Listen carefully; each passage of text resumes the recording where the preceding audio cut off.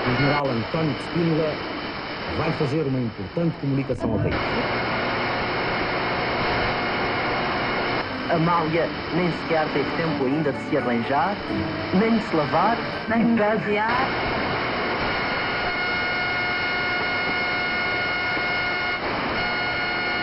E de facto, a cor do vestido da Tanicha era perfeitamente deslumbrante. Surgiu o que vai exercer o direito que lhe foi cortado durante 50 anos de escolher e decidir.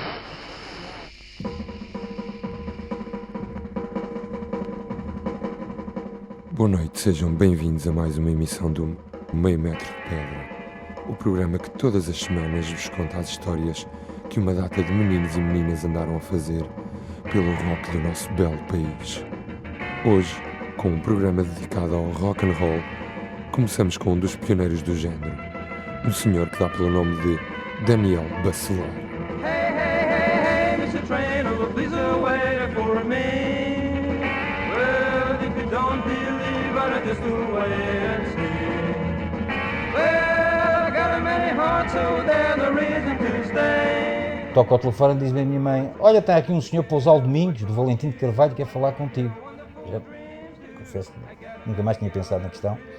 E então o senhor ganhou, mas eu ganhei o quê? O senhor ganhou como vocalista e os Conchas como do vocal, ganhou o concurso e tal. Então e agora? Agora o senhor vão gravar um disco.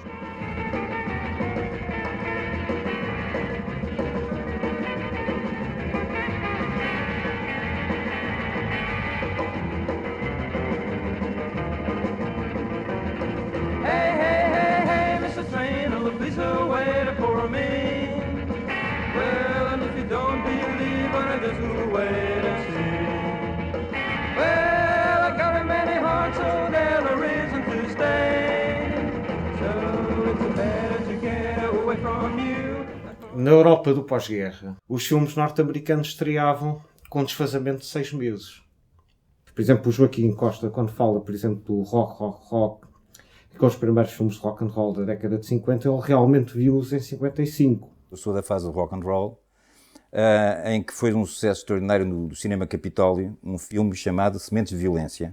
Um filme com o Glenn Ford, passado numa faculdade americana dos Teddy Boys, aquelas histórias, aqueles problemas sociais. E o tema do filme era exatamente o Rock Around the Clock. A primeira vez que foi passado um filme cá em Sintra, eram mais polícias do que assistentes. E assistentes, posso-vos garantir, que dava para encher 3 vezes, portanto, o Sintra Cinema. De maneira que tanto o Joaquim como uma série de jovens viram realmente aqueles filmes na época. E realmente passou-se alguma coisa, só que as editoras não apostavam nisso, porque há a tentativa da folclorização da música portuguesa. Sim, já havia editoras nos anos 50 em Portugal, não é? Editar discos de vinil, só que era a tal questão, editavam fado, folclore. Tudo aquilo obedecia a um certo estilo de música, que não era rock and roll, era muita influência das músicas italianas e os chá-chá-chás e aquelas coisas todas. Portanto, quando os gajos eram postos a fazer arranjos de música de rock and roll, havia ali qualquer coisa que falhava. Nos solos, naquela coisa, nos riffs das guitarras, aquilo falhava. É mais certo o rock and roll ter surgido mais rapidamente nas ex-colónias portuguesas do que propriamente aqui em Portugal. Com certeza, devido à aproximação à África do Sul. Mas para alguma coisa, o Vítor Gomes foi considerado o rei do rock and roll em 57. Andava sempre com a minha malta, os Teddy Boys, essa coisa, aqueles bares junto ao cais, Lourenço Marques, e eles iam muito para esses bares, para beber e arranjarem umas meninas, não sei quando, não. E nós íamos para ali, havia a jukebox, meter as moedas e tal, e ouvíamos o rock and roll, que era o rock and roll na altura, o Bilal e os seus cometas, o Elvis, o Little Richard, não Cliff, Little Richard. É assim, o país era um país muito pequeno. É assim, se nós centrarmos o país tipo como Lisboa, Porto e Coimbra, para o resto do país era um quintal. Era mesmo um quintal. Eram pessoas que a formação máxima que poderiam ter muitas vezes era a 4ª classe. Era pessoas que viviam no meio rural, ou seja, Mesmo os dados no início dos anos 60 era assim, sob dados giradiscos foram vendidos em Portugal, havia cerca de 8.000 giradiscos. Pouso Domingos no Valentim Carvalho tentou dar uma resposta ao que se fazia lá fora, portanto fazendo aquele EP dos Calores da Canção. As primeiras gravações de rock and roll a sério, nem sequer vem com esse split, vem na terceira EP do Daniel Bacelar. Sim, claro. E vem claro. Temas com o Mr. Train. E... Isso aí sim, isso aí é rock and roll. Não que elas tenham marcado o que quer que seja. Está bem, foi o primeiro EP de música, enfim, que se pode chamar rock em Portugal. Só isso, porque de resto não vamos... Eia, que coisa fantástica, nem pensar nisso. Até o próprio José Cid. Mas isso não, isso o José Cid fazia era versões. Isso é um embuste, pá. É assim, uma banda pá, que é um acordeão, pá, um contrabaixo, um piano, pá, e uma guitarra de caixa, pá, sinceramente, eu duvido muito que aquilo fosse rock and roll. Pois pá, ponto final. É assim, para mim, quer queiram, quer não, é assim, a primeira coisa de rock and roll à série mesmo foi o Joaquim. Que se pode chamar de realmente uma abordagem ao rock and roll selvagem como ele era, o Joaquim Costa, ponto final. Pelo menos não se conhece mais nada. Se houveram gravações de outros grupos, de outros artistas, não são conhecidos. Em 63, quando eu cheguei do ultramar, okay, primeiro de Moçambique para Angola, depois de Angola por aqui, eu vi muito pouco o verdadeiro rock and roll, vi muito pouco. Havia programas como a 23ª Hora na Rádio Renascença, ou em órbita, no Rádio Clube. Passavam música anglo-americana e com boa qualidade, fazia-se questão. Havia um programa na Renascença do João Martins, que era a 23ª Hora, onde houve conjuntos que foram lá gravar à Rua Capelo, à Renascença.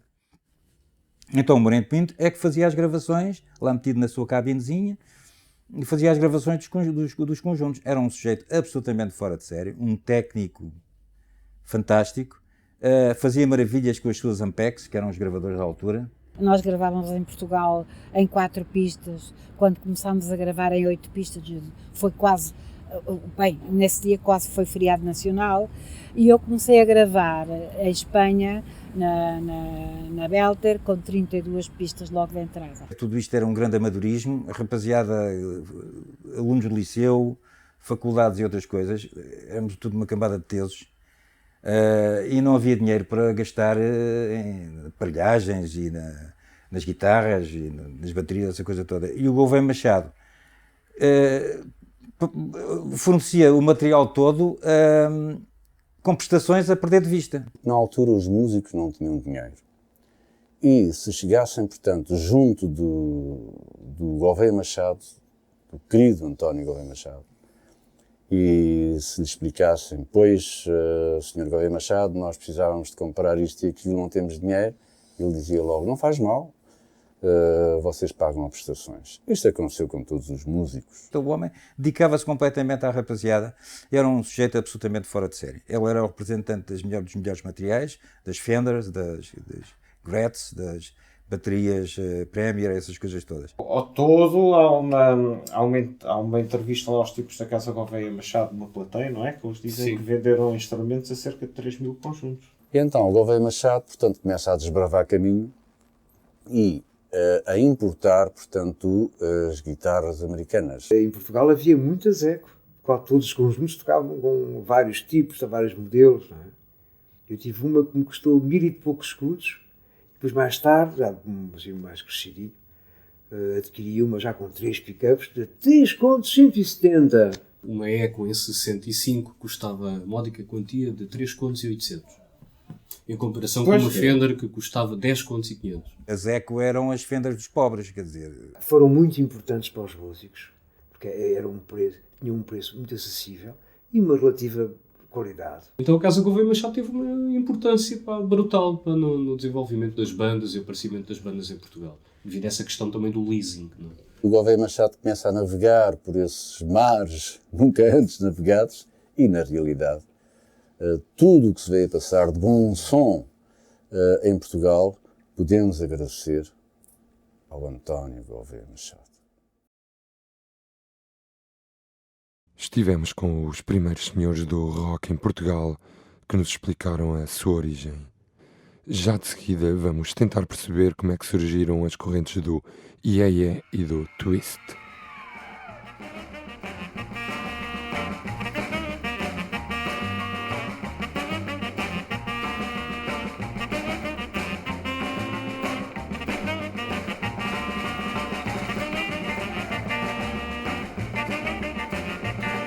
Um dia alguém me diz, bom, ó Vítor, vais ao Teatro Monumental. Quem mandará nisto daqui neste teatro é o Vasco Morgado. E vai ter com ele, e pode ser que te dê uma chance. Tu cantas o rock and roll, tu és Moçambique, estás habituado à África do Sul, tu cantas. Vai falar com ele e eu fui. Vasco Morgado gastou o que tinha e o que desejava ter para apresentar em Portugal espetáculos maravilhosos com grandes artistas mundiais. O Vasco Morgado é assim, é um empresário a 100%. Não lhe interessava se fosse revista, canção ligeira, nacional cancionismo, tudo entrava no mesmo barco. E o rock and roll também entrava aí. Ele viu que havia ali uma fonte de dinheiro, não é? Ele percebeu que, fazendo aqueles concursos de twist, chamados concursos de twist, no Monumental, enchia as casas ao sábado à tarde, as pessoas pagavam bilhete para entrar, mas os conjuntos atuavam todos graciosamente porque era um concurso. E depois, no final de não sei quantas sessões, havia um sujeito que era considerado o rei do twist. Uma coisa que não existia, não é? Em Portugal, principalmente para as bandas novas, não é? Para os concursos e tudo, realmente foi de importância extrema para o desenvolvimento da música rock em Portugal. Não é?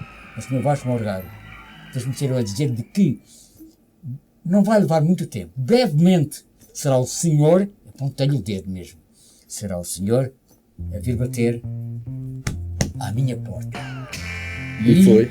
Aconteceu 3 semanas depois, quando eu cantei no Capitólio. É assim.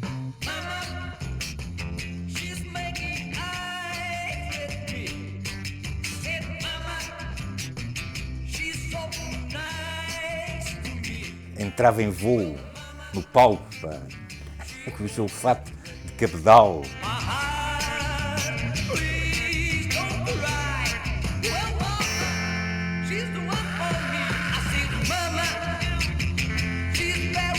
Nessa altura já era um conjunto muito avançado, muito espetacular, com os seus casacos pretos e aquelas calças muito apertadas.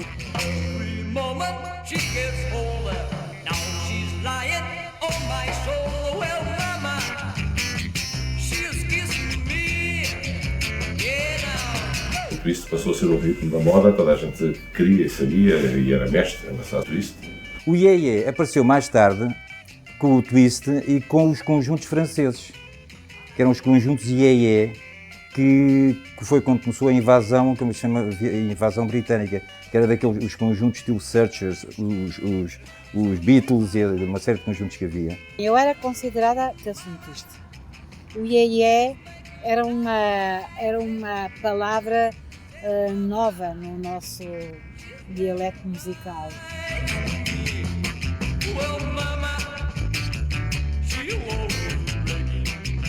Eu recordo-me as comparações que fazia quando já andava com botas à Beatles e dizia: epá, isso é fuleiro, Elvis Presley, essas coisas, isso é provinciano. O fenómeno dos Beatles é tão grande que é 64, 65.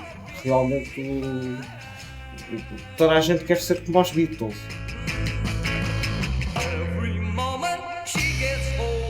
O Movimento Nacional Feminino organizou o concurso IAE para a angariação de fundos. Eu não sei qual era a maneira daquilo subsistir. Nem digo centenas, de milhares de bandas por esse país afora que faziam todo o percurso até Lisboa para virem aos concursos. Não é? O público vinha de todo parte do país, do norte, sul. É verdade, faziam excursões. As enchentes, aquela coisa, foi uma loucura tal que em todo o lado do país, fosse no Algarve, no Alentejo, começaram a aparecer conjuntos. Também é verdade. Uma coisa louca, louca. Há histórias de todas as sessões do Monumental completamente esgotadas e com centenas de pessoas à porta para entrar, que já não havia bilhetes. A maior parte dos grupos passou por ali, quase todos, não é?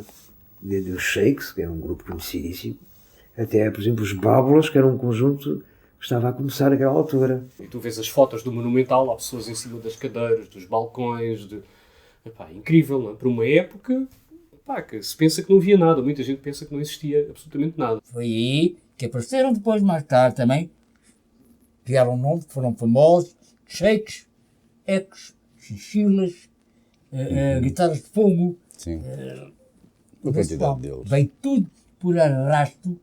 É verdade. Foi tudo assim. Não tínhamos hipótese nenhuma de ganhar essa eliminatória. Fomos eliminados daquele que era, sem dúvida para mim, e continua a ser, o melhor conjunto da época, que era o Shakes. Eu lembro que uma foi fantástica porque levámos 10 meninas, as nossas amigas, 10, cada uma com letra no peito e nas costas, chinchelas, e gritaram de tal maneira que ainda hoje estive a ler, os cortes do jornal, que era o grande barracado no Teatro Monumental com a atuação dos chinchilas, e aquilo deu-me mesmo nas vistas, né? Elas gritavam, não se ouvia nada, não se ouvia nada do que tocávamos. Gritaria.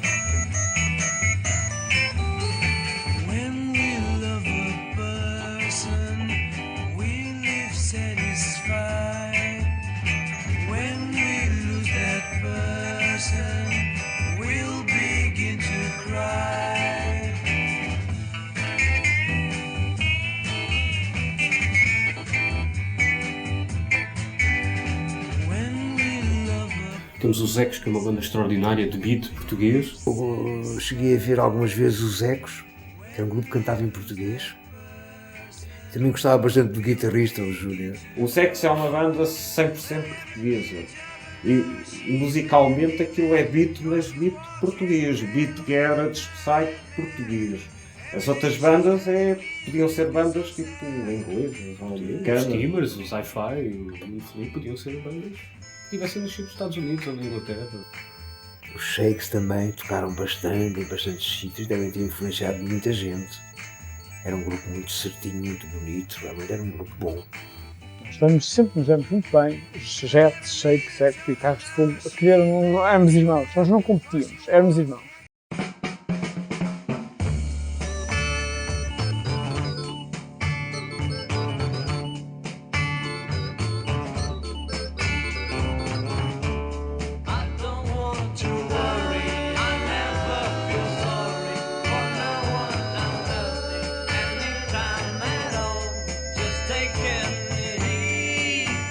Isto resultou de uma fusão entre os Vampiros do Diabo, que era uma banda formada por mim, Mário Augusto, entre o Viola Sol dos Jets, o Júlio Leitão Gomes, e o célebre Beethoven, João Vidal Abreu. Mesmo no período de 67, 68, se calhar os expoentes máximos do psicadelismo em Portugal passa pelo Jets e pelo Paulo de Carvalho, os projetos onde ele andou, que é a Banda 4, o Fluido. Eu e o Mário Augusto fizemos a base de sustentação rítmica do Jets, que era única. Cortarmos o quadrado dos pimbas e dessa cambada toda. Era o meu grupo preferido, eu gostava muito dos Jets.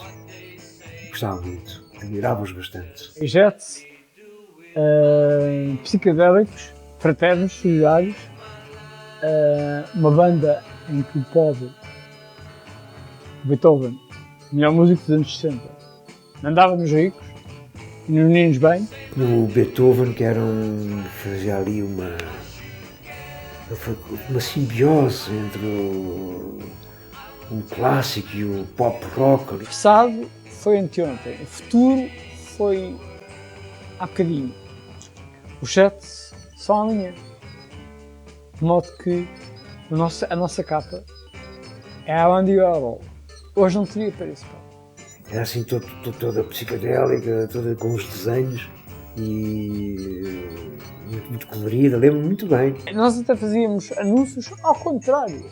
Por exemplo, o Jets, mas com os caracteres invertidos. O que era uma coisa infernal para explicar nessa altura, no Diário Popular, aos tipógrafos. Não, é ao contrário. Ao contrário é como a gente vê. Mas é exatamente o que nós queremos. Então põe a direito para sair ao contrário. O disco deu a primeira capa psicadélica de um disco feito em Portugal, com um design assim, com uma abordagem ao psicadelismo. É a primeira e das poucas. Não? Quando nós acabámos de tocar, as duas meninas inglesas que serviam à mesa em Ferragudo, na chaminé, já tinham assistido aos ensaios. Quando acabava, vinham a viver connosco. Era um baterista que se atirava para a frente, empolgava-se. Houve um dia em que a Lisa me disse: porquê que tu esta noite não tocas como as bandas em Londres? Há bandas mais ou menos psicadélicas, de vanguarda, que tocam em que os bateristas tocam com, e não só, que tocam com pijamas, com baby dolls de raparigas. Disse-me, toca com a minha. De modo que foi ótimo. Passei a tocar de vez em quando, aos sábados e tal, passei a tocar com baby doll da inglesa. E, epá, foi muito agradável.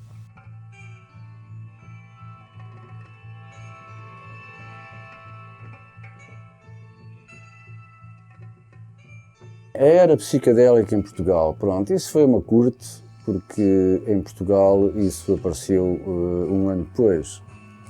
Enquanto John Lennon já tomava LSD, nós cá nem sabíamos o que isso era, nós pensávamos que aquilo se calhar era um alcacelfa, qualquer coisa que me falha. Éramos muito mais miúdos, eu sou mais novo, de modo geral, que os Beatles, 5 a 6 anos. Isso fazia muita diferença, não é? Eles já tinham uns 21, 22 anos, e eu 15 ou 16. O ácido chega um ano mais tarde, mais ou menos, portanto, a Portugal. Houve malta, portanto, que entrou por aí, pelo ácido. Eu não entrei pelo ácido, nem pela coca, só a passinha. Aparecia também a Spanish Fly, que são as cantáridas, para animar com álcool. Eu não bebia, nunca vi, mas havia mais velhos que bebiam álcool. Eu acho que chegavam mais às colónias. Era uma coisa mais das colónias, que depois foi sendo trazida para cá já no final dos anos 60. E aqui em Portugal também havia muito pouco acesso à informação, inclusive às drogas, não é? Ouvíamos falar vagamente. Fazíamos aqueles cruzeiros rápidos de 8 dias, Las Palmas, Tenerife, Casablanca. E aí aprendemos, portanto, a fumar hachis do genuíno, do bom, do melhor e barato. E barato. Tivemos com o pessoal dos Inflexo e não sei o que, os gajos estavam a falar, quando os quintetos académicos chegaram lá ao Lourenço Marcos, os gajos vinham carregados de vitaminas e de porcarias e de não sei o que. E ficaram um bocado espantados, então, mas isso também há em Portugal, uma coisa assim do género. É claro que a era psicadélica não é só isso.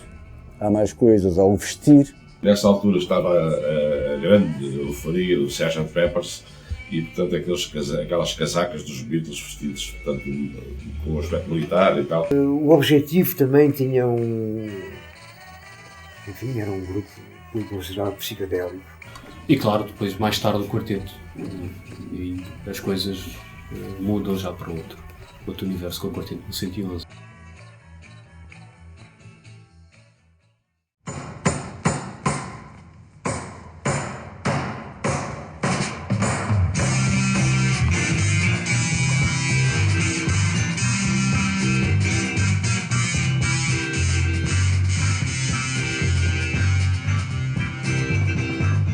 O conteúdo, portanto, das letras dos Steamers incomodava muita gente.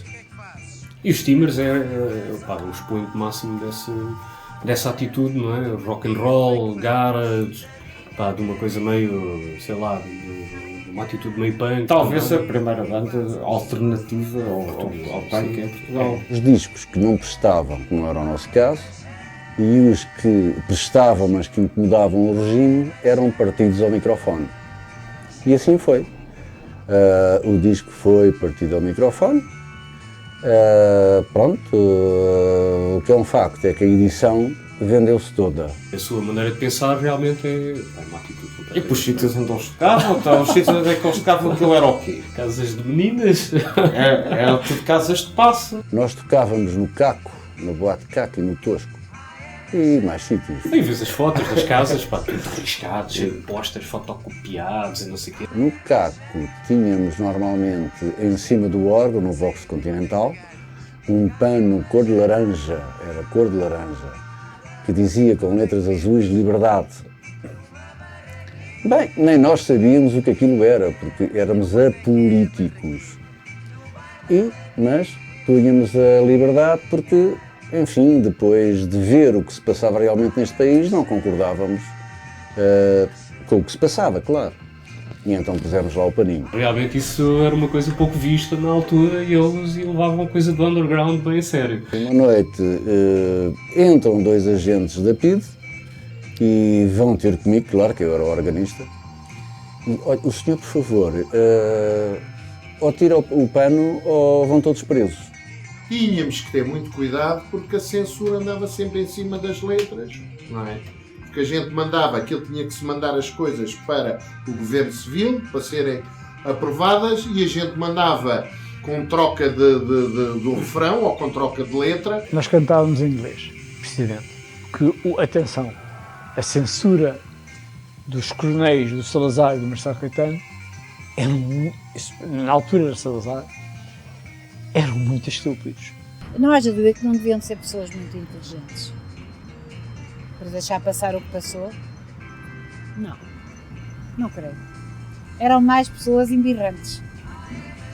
Que se embirravam com uma pessoa ou com um texto, pronto, já estragavam tudo. E havia um problema que é geral e universal para todos os músicos.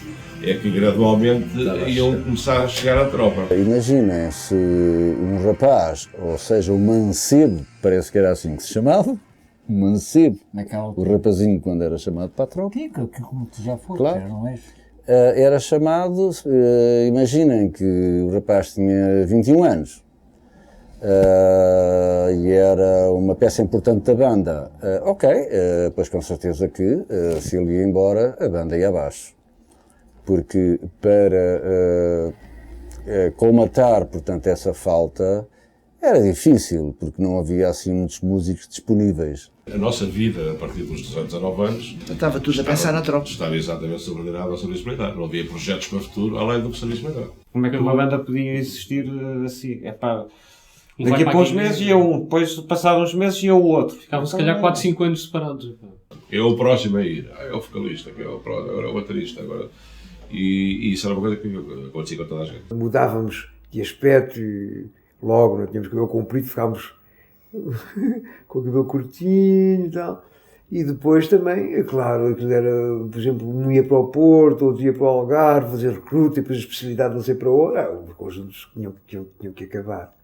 E isso sem falar nas pessoas que iam para o ultramar, para a guerra. E era assim que as bandas, portanto, se separavam, derivado, portanto, àquela coisa que se chamava a Guerra Colonial. Eu acho que os grupos acabaram mesmo, não acabaram. Sei lá, por exemplo, eu estou a ver o Fernando Tordo, por exemplo, que tocava nos Shakes, tornou-se depois, mais tarde, solo singer, tal e qual como o Carlos Mendes ou o Paulo de Carvalho. Aliás, depois do 25 de Abril, tudo o que fosse cantado ou tocado, ou enfim, que lembrasse, fosse em inglês, era associado ao imperialismo, não é? Depois de um salto ao continente africano, situamos-nos já no final dos anos 70, altura em que o rock descobre uma nova força. Comparado com os anos 60, em Portugal, saiu pouco rock nos anos 70. Eu acho que tem muito a ver com isso, da música de intervenção e do espaço que eles ocupavam e de puxarem os amigos, isto em Portugal sempre foi a mesma coisa. É as comadres todas a puxarem para um lado e depois... E então, acho que aconteceu isso ao rock, e então quanto mais pesado e underground era, pior, não é?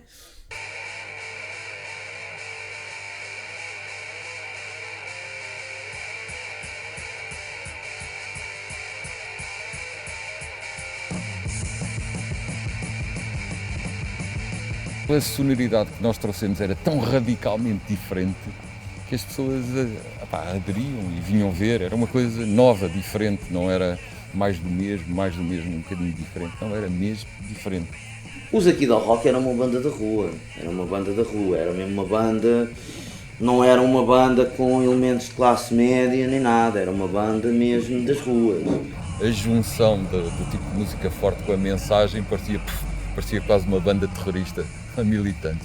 Uma banda super marginal, os Aqui do Rock eram realmente punk rock a sério, era mesmo um assunto, pronto, das letras à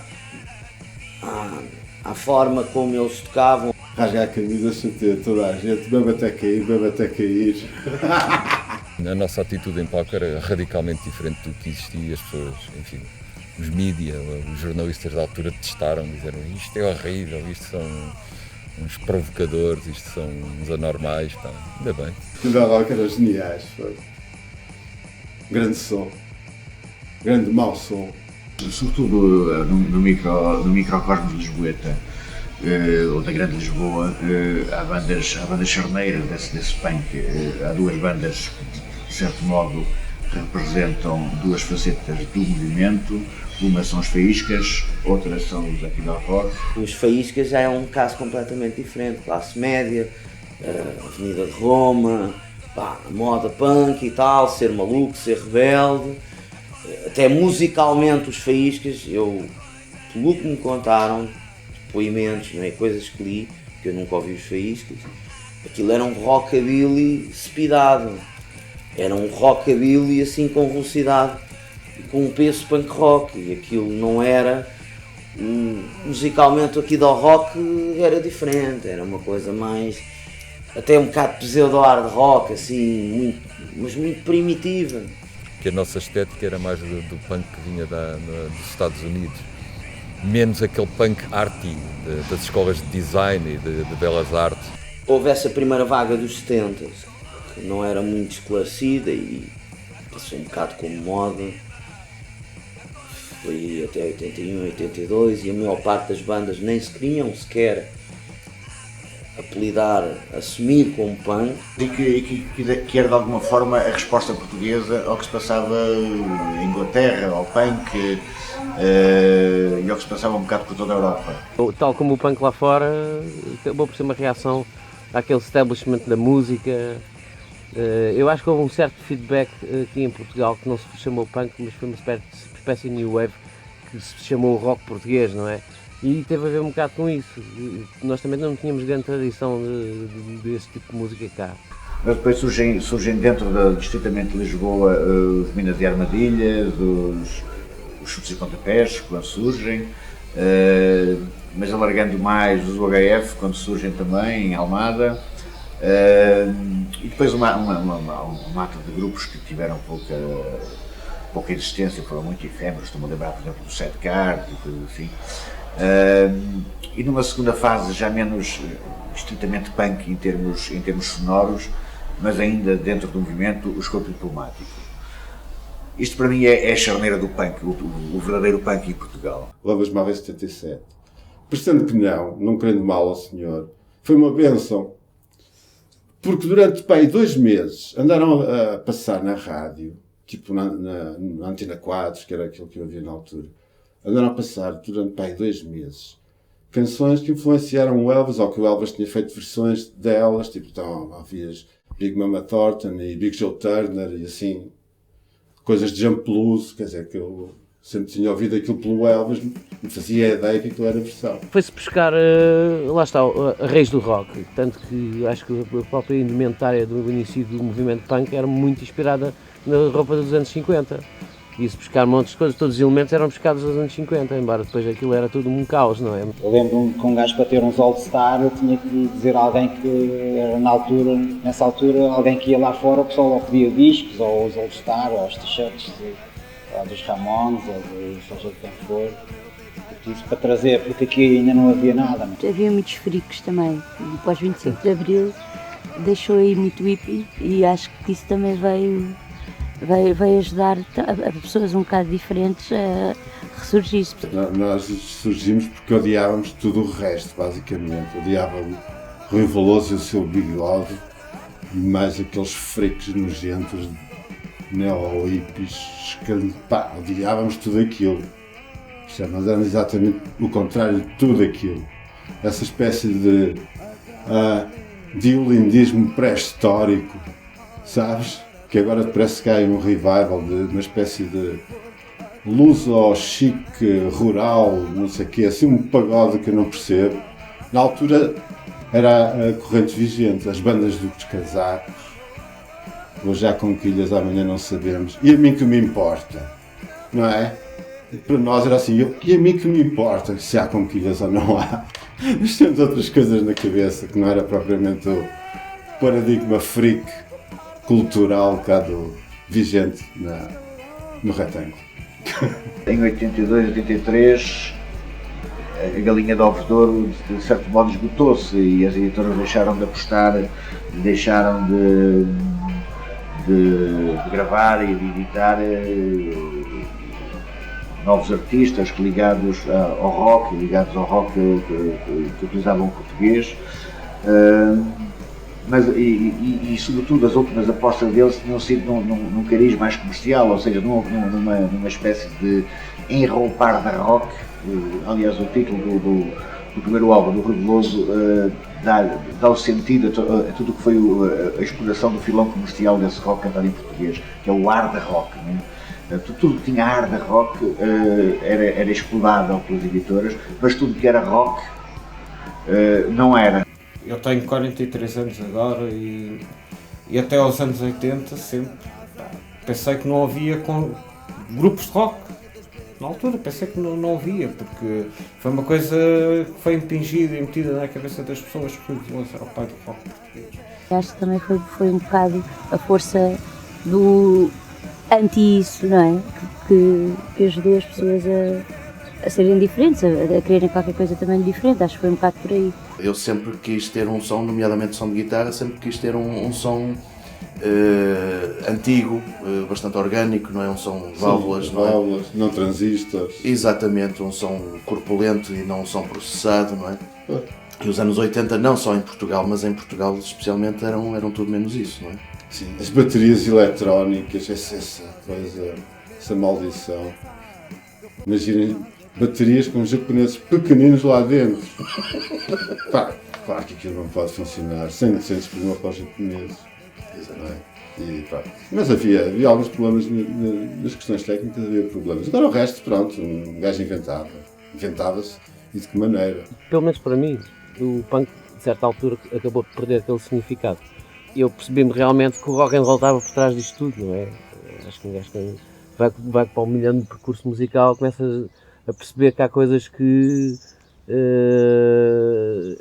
eram que te influenciavam o punk rock, ou seja, o rock and roll, esse rock and roll mais primário dos anos 50, e por consequência o jazz que influenciou também o rock and roll.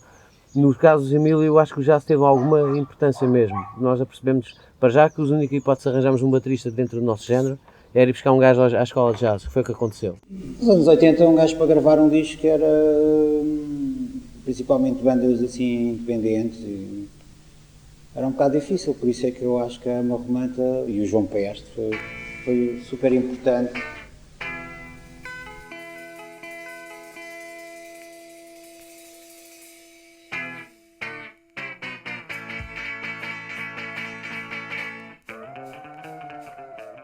Se estivéssemos dependentes só daquilo que surgiu via multinacional, não havia uma história para contar. Havia muita coisa, é um facto, não podemos renegar esse espólio, esse património.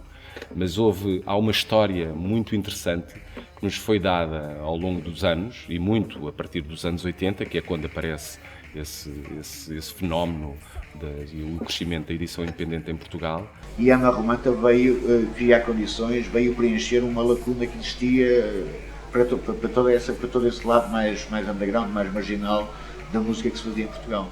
Para já por aparecer na altura certa e por ter uma espécie de um critério, de uma direção artística que era extremamente libertário. E efetivamente abriu a porta a muitos artistas que depois tiveram lugar nas outras editoras. Estou-me a lembrar, por exemplo, dos Meire e Fradac, que foi das primeiras edições da Marromanta. Mas também, por exemplo, os Uma Morta, que depois também foram editados pela BMG, uns anos mais tarde. Era uma editora que tanto lançou o single dos Cães Vadios, portanto, que era uma banda dita punk, um exemplo punk da altura, e no lado oposto tinha o Tosé Ferreira ou o Nuno Canavarro a fazer já experiências dentro da música eletrónica e do experimentalismo. Se os gajos diziam, é perfeitamente possível tu teres a tua própria banda e não teres manager ou não teres editora. Um gajo acreditava e era possível. E nós sobrevivemos uma data de tempo sem editora nenhuma. Tirando a Marromanta, que era assim aquela cooperativa e tal, e que teve a sua época, depois não tínhamos editora e vendíamos na boa 700 mil cassetes. Os cães vadios iam buscar uma influência mais garage, mais punk, mais garage. Quer dizer, no fundo estas coisas estavam todas mais ou menos, nós ouvíamos todos a mesma coisa, não há uma grande distinção entre... O que interessava era realmente ir recuperar coisas que se ouviram no passado e que nunca foram mainstream e que hoje em dia, naquela altura, estavam a influenciar toda uma geração. Os Cães Vadios para mim foram uma banda importante. A formação com duas guitarras e sem baixo.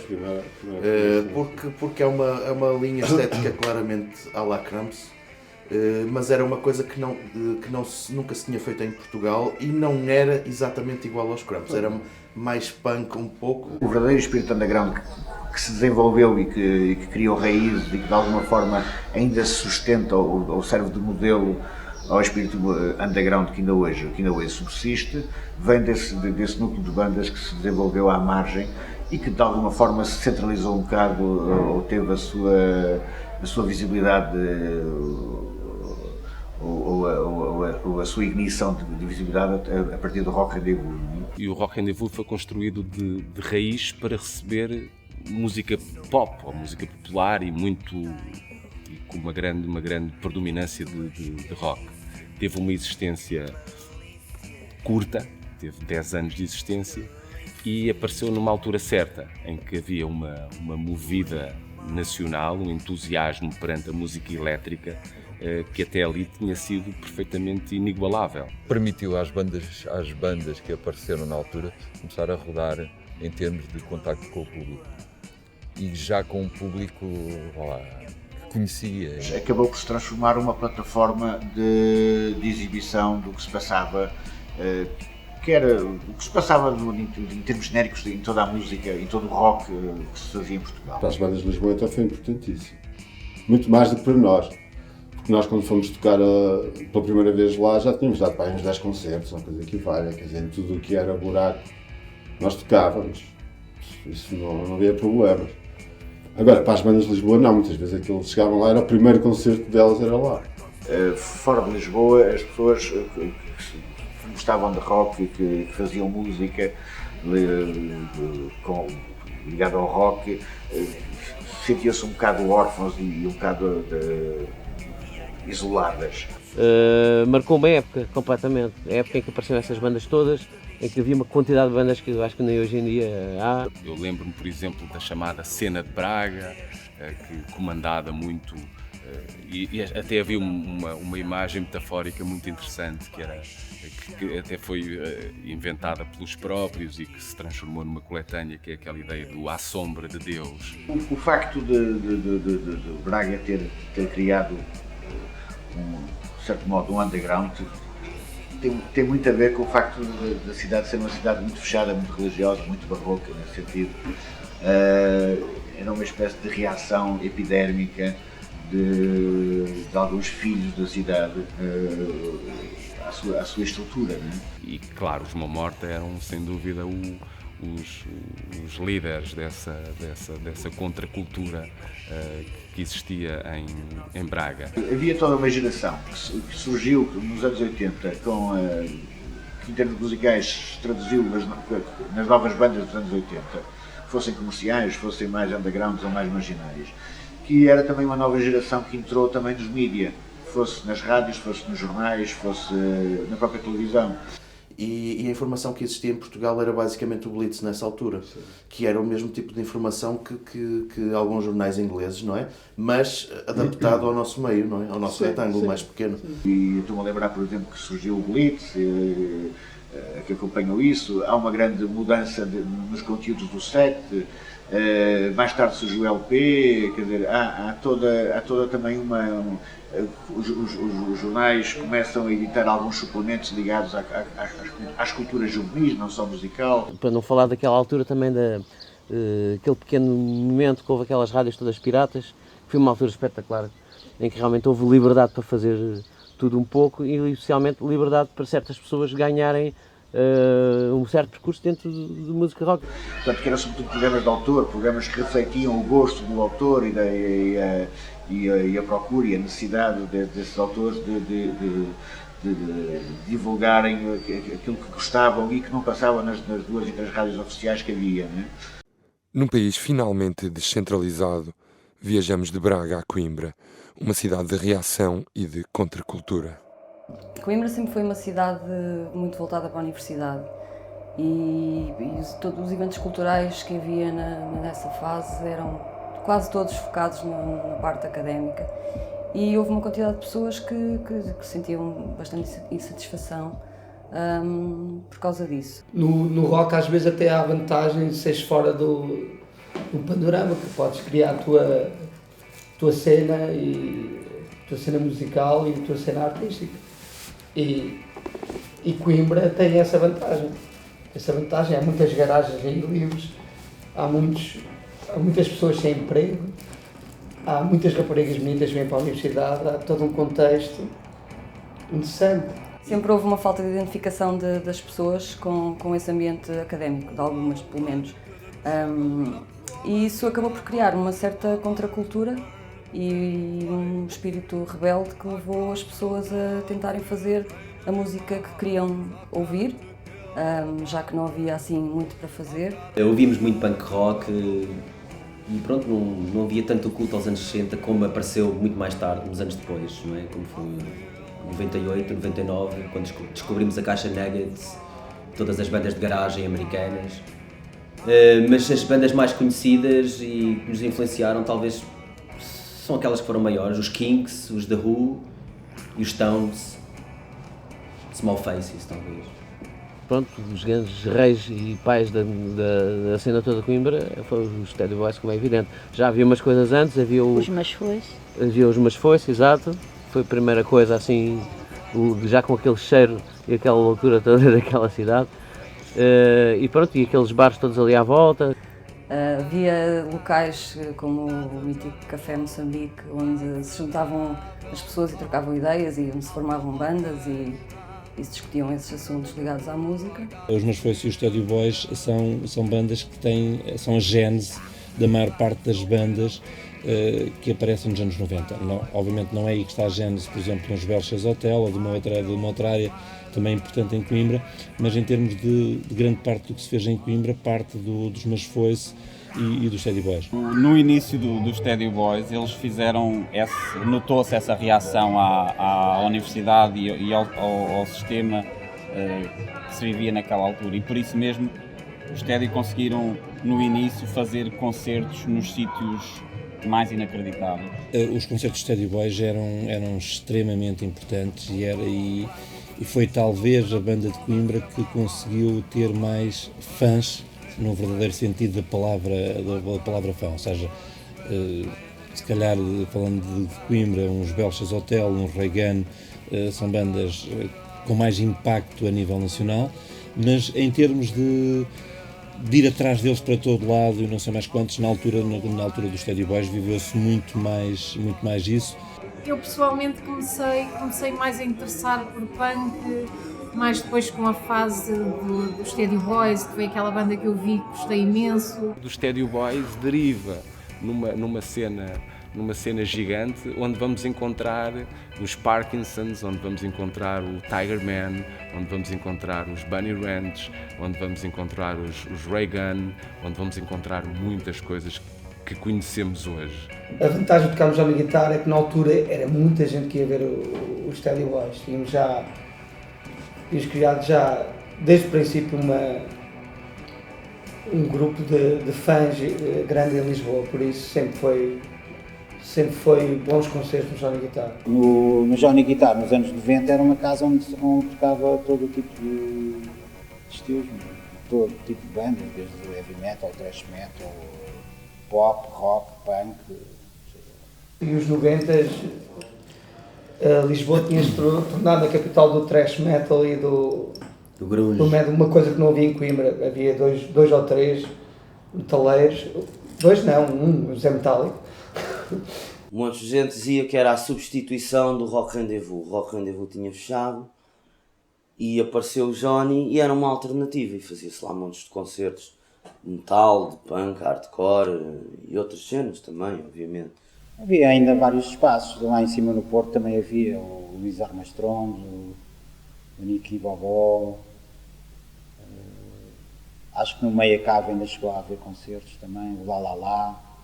E depois explodiu a cena do hit. A cena do hit, desde bandas de rock and roll até de hardcore, os mini festivais que passaram por lá. Foi-se conseguido aumentar um pouco o panorama musical aqui, não é?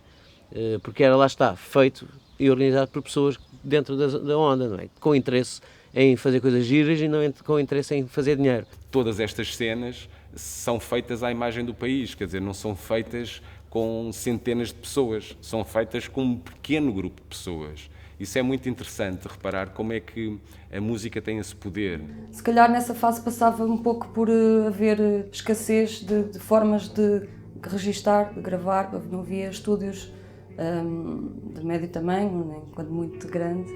Eu acho que carinho é uma boa palavra para definir o trabalho que a Elsa Pires e o Luís Futre tiveram com a Beekeeper e a Milkshake, que é aquela coisa que a editora independente também consegue ter em relação aos seus artistas, que é aquele cuidado, aquela ternura, aquele cuidado minucioso, aquele trabalho de casa, quase como se fossem artesãos da edição, não é? Aquele trabalho caseiro, aquela ideia de que a editora realmente não é uma torre com 20 andares, é um quarto com 5 ou 10 metros quadrados e tudo acontece na minha secretária. Havia uma ideia de grupo entre aquelas bandas todas que era, ao fim e ao cabo, era personificado naquelas duas pessoas, da Elsa e do Luís, na Beekeeper.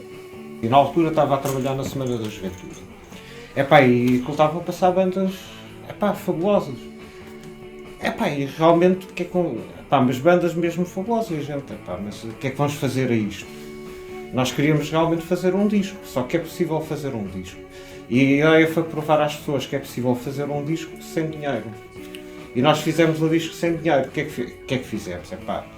Falámos lá com o Devin Papas para tirar lá a foto lá do robô e não sei o que, ele fez aquilo de borla.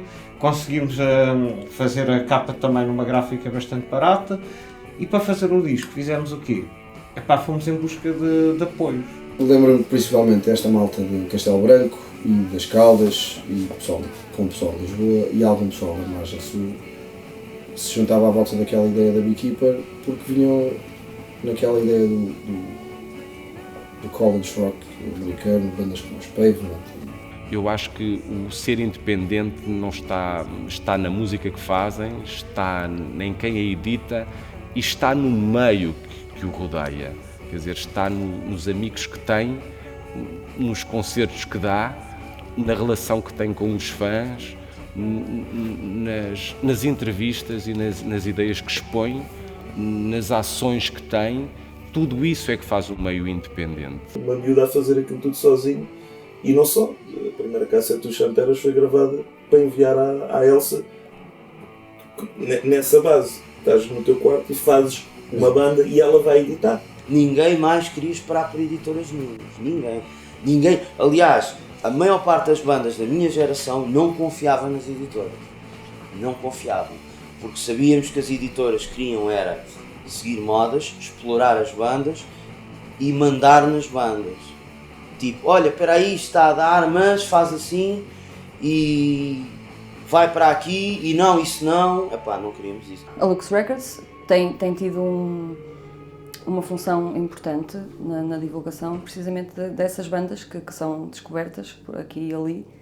Todas as edições limitadas que fizemos, nomeadamente em vinil, e numeradas, foram sempre numeradas por mim à mão. Sempre vimos isto como um quintalinho, Portugal. Isto, se fores a ver bem, realmente são duas bandas daqui, duas bandas dali. Começa a falar da Movida Barreirense e a Movida de Coimbra e a Movida de Barcelos e a Movida não sei de onde, quando se calhar deveria estar a falar de uma Movida nacional. Tem muito a ver com essa persistência de querer ter bandas, por exemplo, se calhar daquele género, querer fazer uma cena, querer criar um movimento, união entre bandas, e hoje em dia falta um bocadinho isso. Eu senti que havia isso quando tinha as Everground, quando tinha Cute Loss, quando tinha no início do Baton Rouge. O Baton Rouge já vem daquela fase pós-boom de Coimbra. E era interessante porque era uma banda com muitas similaridades com os Teddy Boys, mas com uma vocalista feminina. E às vezes as pessoas dizem, ai, tu sempre levaste isto muito a sério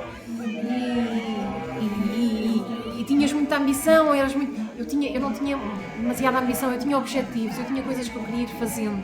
Acho que sempre foi uma pessoa que sempre soube o que é que queria, sempre lutou por isso. E fora deste ideal do rock português, hein? Ainda bem, por isso é que eles vingam, se calhar. Mas que foi uma banda que fez muito lá nos Estados Unidos e tocou bastante. Por exemplo, eu fazia 15 concertos seguidos, coisa, portanto, que era impossível, uma coisa dessas. Eu fazia 15 concertos seguidos, sempre, muitas vezes a conduzir 20 horas de um concerto para o outro. Eu não dormia, eu não comia e as pessoas não fazem ideia do trabalho que é. Nem toda a gente está disposta a isso, nem toda a gente está disposta a este sacrifício, vá lá. Aquela rapariga que ela teve mesmo uns tomates de caraças, quer dizer, a mandar-se assim à aventura durante montes de tempo, andar ali na estrada a comer o pão que o diabo me amassou. Olha, como é para todos. As pessoas esquecem dos Batom Rouge. Tem pena que estiveram lá fora, que se esqueçam. Mas isto é aquela banda também em Portugal, mesmo picuinhas de não dá valor. Eu estava num estúdio em Nova Iorque a gravar uma Body da Epistle com os Batom Rouge e estava a gravar o álbum produzido pelo Tim Kerr e alguém, se calhar em Portugal, não conseguiam conceber essa ideia de que havia uma banda portuguesa a gravar com o Tim Kerr e ligaram para o estúdio a perguntar se realmente o Tim Kerr lá estava.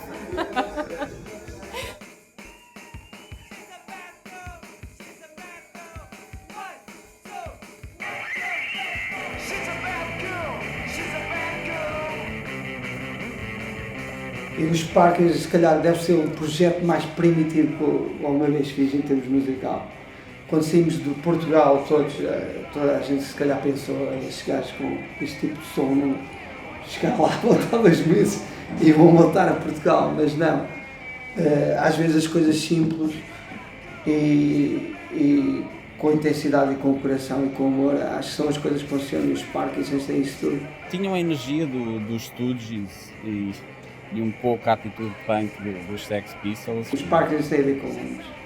Já nem falo do fenómeno português. Os Sparkers são Londres. E tem a ver com a nossa passagem por Londres, por os nossos trabalhos que tivemos em Londres. Trabalhámos em fábricas, a nossa vivência lá e as dificuldades que calhar vivemos. Nessa altura os Parkinsons, bem, toda a gente andava a falar, a tal banda punk rock portuguesa, lá fora, a darem furor no underground londrino. Não, mas é que em Londres também, nesse momento, não se passava absolutamente nada e havia uma necessidade de ver uma banda assim. E sentia-se que havia uma procura de uma banda como nós. Isto é periódico. Depois, claro, depois apareceu uma quantidade de bandas. Mas na altura estava tudo morto. Ressaca do Britpop, aquela fase. Ressaca dos 90. Dos 90, exato. Contribuíram à sua maneira para a história do punk, da mesma forma que eu também tentei. O interessante é que, por exemplo, nem os Teddy Boys na altura tinham decidido, passado 10 anos, nunca capa do Blitz. Os Parkinsons em 30 segundos fomos capa do Blitz e fomos tocar no Paradise Garage com casa cheia, sold out, a 17 € na altura. O poder da informação é mesmo este, dás 17 € para ver uma banda portuguesa que está lá fora, que se calhar se andasse aqui toda a gente ia ignorar, não é? Iam ser ignorados, iam tocar para 40 pessoas como nós, iam ser incompreendidos, mas como houve aquela cena, aquele buzz todo lá em Inglaterra, porque os ingleses já se esqueceram do que era o punk. O mal da imprensa britânica e da imprensa portuguesa é não haver competição. Em Portugal só há e que já não é um jornal, há uma revista que é o Blitz. E a partir daí não há competição, podem dizer o que quiserem, podem dar cabo de qualquer banda ou fazer qualquer banda. O jornalista move massas. Por muito que muitos deles não queiram, há muita gente que vai comprar o disco porque aquele senhor escreveu bem daquele disco, porque aquele senhor escreveu mal daquele disco, aquele disco não presta. quando vais entrevistar essa banda, tu tens de saber coisas sobre a banda, tens de saber o background delas, tens de saber o que é que fizeram, o que é que andam a fazer e o que é que vão fazer. Parece que há o medo que o leitor ou que o ouvinte suspire de fastio ao ler alguma coisa mais profunda. Em termos físicos, tínhamos um jornal semanal de música, há 15 anos atrás, o Blitz. Tínhamos depois suplementos, quer no Público, quer no Diário de Notícias, suplementos só dedicados à música. Valha-nos aquelas coisas que de vez em quando aparecem, então em uns aninhos, tipo o Underworld, a Mundo Bizarro e não sei o quê, porque o resto esquece. O Blitz tinha interesse, se calhar, em 84, quando apareceu, 85, 86, 86, não sei o quê. Um caso completamente recente, o Y, que é um suplemento, eu acho que de referência em Portugal em termos de artes e, obviamente, também em termos de música, neste momento já nem sequer faz uma lista de discos portugueses do ano. O modelo televisivo acho que ditou a sua regra, o instantâneo e o imediato é o que perdura mais e é o modelo que se segue. Não acho que não há um grande critério, por isso, até mesmo em termos jornalísticos, também encontro isso. O mesmo gajo que se calhar diz, os tiguanas são o máximo, são capazes de dizer no dia a seguir que os Diolinas é a melhor banda do mundo. O que é que se faz dos Diolinas? Maior bosta que anda aí.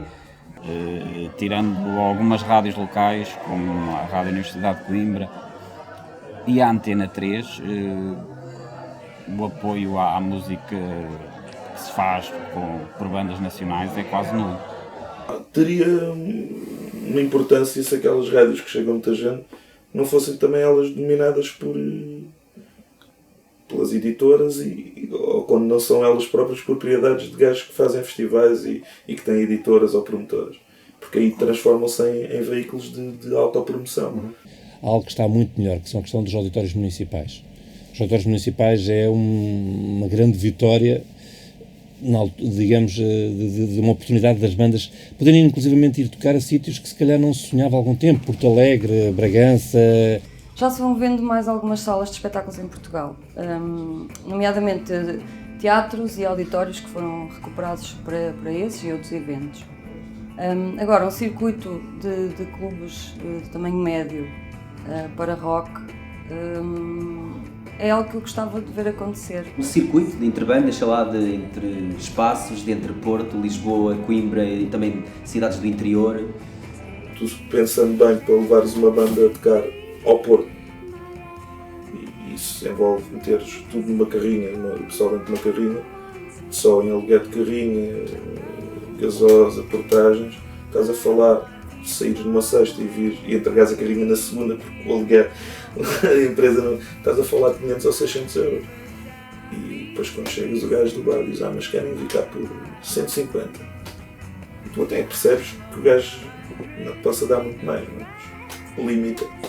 E às vezes o bar, 5 minutos depois de acabar o concerto, põe toda a gente lá fora e entra techno ou outra coisa. Porque eu acho que a música cá em Portugal, cada vez mais, está na mão de pessoas que não têm gosto nenhum por nada, têm gosto, é dinheiro fácil, é gajos tipo, tiram os cursos de economistas e vão para ali e tanto faz ser batatas, cenouras como rock, pop, não sei o quê. As editoras foram muitos, os grandes labels, muito responsáveis aqui em Portugal pelo não crescimento da cena rock nacional. E ainda são. A Groovy tem crescido a olhos vistos. Tanto faz reedições como promove bandas novas. Chegou a editar aquele acetato do Joaquim Costa, Rockabilly. Finalmente alguém escreveu um bocadinho de história, não é? Uma coisa é aquilo que a editora edita, outra coisa é o conceito que está por trás e a ideia, não é, de comunidade que se quer criar à volta disso. Uma pessoa refere-se à música como geralmente pensa nos músicos e enaltece os músicos, mas o António Sérgio foi uma daquelas pessoas que no fundo era quase tão músico como os músicos, não é? Pois, Júlia Zia também foi um personagem importantíssimo, muito importante, não é? Hoje em dia não há pessoas assim. Não, do panorama musical português, ele foi indiscutivelmente um gajo que lançou N bandas na televisão, não havia ninguém pôr bandas punks e chungas em programas televisivos no horário nobre, não é? O Henrique Amaro tem sido um excelente divulgador e um dos principais divulgadores da música portuguesa. Sem dúvida que o Festival de Barreira é o evento mais importante em Portugal em termos de música. Não há hipótese. Que a gente decidiu chamar editora um logotipo e decidimos chamar festival ao concerto que apresentava as 3 bandas que editava. Aliás, é o único festival que traz coisas como deve ser cá. Com grandes comprometimento. Bom ambiente. Bom ambiente. O Quarteira Rock Fest. O Quarteira Rock Fest, nos últimos 2 anos, tem crescido e é um festival que se assemelha um pouco ao Barreiro Rocks. O rock and roll tem a ver com a juventude.